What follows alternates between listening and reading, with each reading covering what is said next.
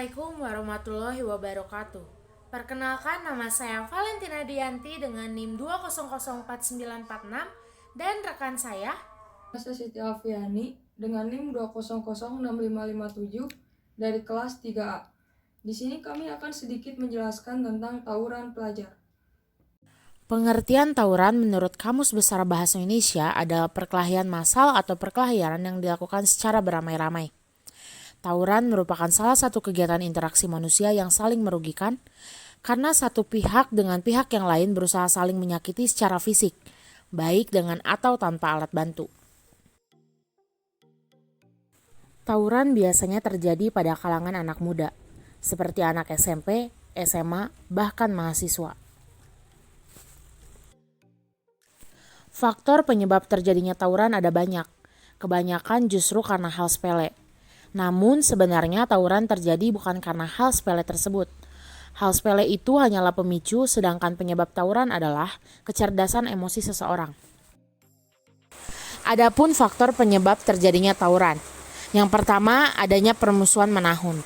Permusuhan yang telah lama terjadi di antara dua kelompok karena sudah bermusuhan, jadi hal apa saja bisa jadi pemicu terjadinya perkelahian massal atau tawuran.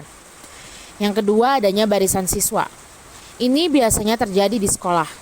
Biasanya barisan siswa dibentuk oleh sekelompok pelajar yang menggunakan bus dan memiliki rute bus yang sama saat berangkat sekolah dan pulang sekolah. Dan yang ketiga, adanya kecerdasan emosi.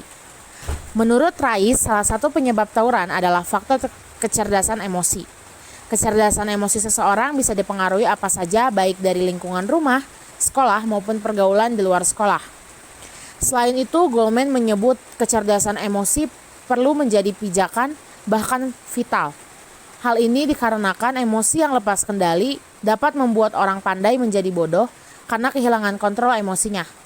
Hal tersebut juga terjadi pada siswa yang sedang terlibat tawuran yang juga diprediksikan kehilangan kendali terhadap emosinya. Sehingga konsep ini dipandang perlu sebagai salah satu alternatif solusi dalam masalah tersebut. Berdasarkan Undang-Undang Nomor 23 Tahun 2002 Pasal 59 tentang Perlindungan Anak, para remaja pelaku tawuran termasuk dalam golongan anak korban perlakuan salah yang seharusnya mendapatkan perlindungan khusus dari pemerintah. Perlindungan yang dimaksud adalah dalam bentuk bimbingan nilai agama, nilai moral, konseling, dan pendampingan sosial. Hal tersebut perlu dilakukan karena para remaja mengambil keputusan untuk melakukan tawuran karena adanya faktor eksternal. Melindungi anak dari hal yang dapat memicu terjadinya konflik sosial seperti tawuran, maka Kementerian Pemberdayaan Perempuan dan Perlindungan Anak telah menginisiasi lahirnya Peraturan Presiden Republik Indonesia Nomor 18 Tahun 2014 tentang perlindungan dan pemberdayaan perempuan dan anak dalam konflik sosial. Adapun contoh kasusnya, yang pertama terjadi di Depok, Jawa Barat. Tawuran berdarah juga pernah terjadi di Depok pada tanggal 30 Oktober 2020 pukul setengah 2 dini hari. Seorang siswa SMK berinisial MS tewas karena menderita luka bacok di bagian punggungnya. Selain itu, seorang pelajar lainnya mengalami luka berat akibat sabetan senjata tajam. Aksi tawuran itu dipicu akibat pertengkaran di sosial media hingga akhirnya pelajar tersebut pun menyepakati lokasi tawuran. Yang kedua terjadi di Kebayoran Lama, Jakarta Selatan.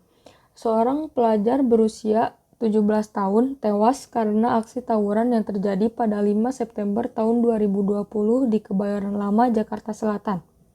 Sekitar pukul setengah 4 pagi, aksi itu dilatar belakangi oleh saling hina di sosial media dan berujung pada pertengkaran. Polisi berhasil meringkus 5 pelajar yang menjadi provokator. Kelima pelajar itu juga diketahui masih berada di bawah umur. Adapun solusinya, yang pertama, jangan sampai terjadi perkelahian antar pelajar. Yang kedua, berkonsultasi kepada guru bila terjadi masalah. Yang ketiga, menyelesaikan masalah dengan cara yang baik. Dan yang keempat, jika ada masalah, cepat diselesaikan dan jangan mudah percaya kepada kata-kata orang lain yang menghasut. Cukup sekian yang bisa kami sampaikan, mohon maaf bila ada kesalahan.